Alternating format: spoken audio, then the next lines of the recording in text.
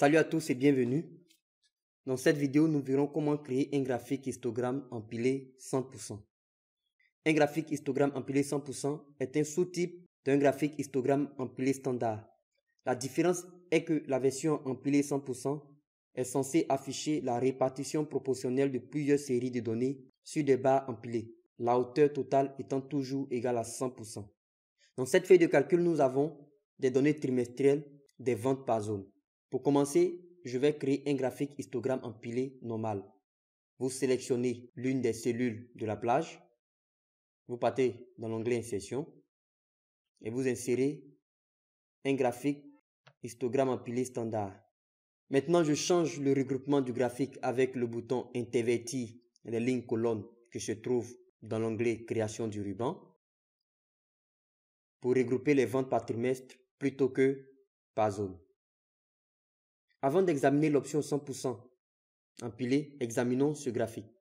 Notez que la taille des barres empilées est proportionnelle aux ventes. Par exemple, les ventes du trimestre 2 dans la zone 2 sont inférieures à celles du trimestre 2 dans la zone 1 et zone 3.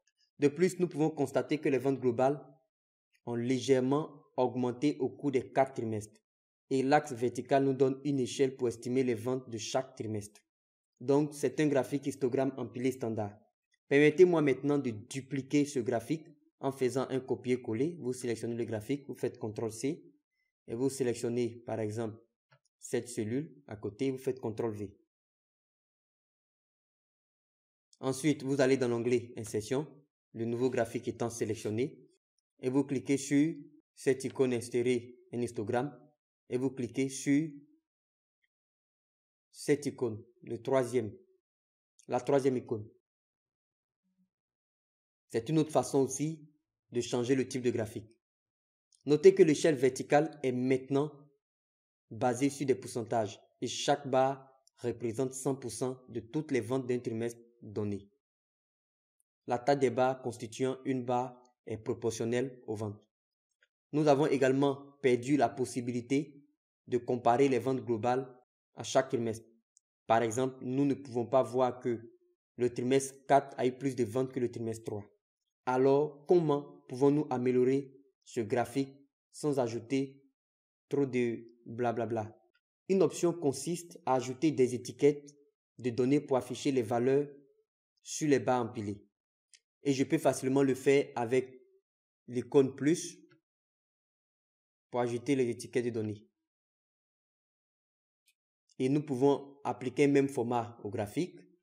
Le graphique étant sélectionné, vous partez dans l'onglet Accueil. Vous mettez en gras avec une taille de police à 12. Et vous choisissez du noir foncé.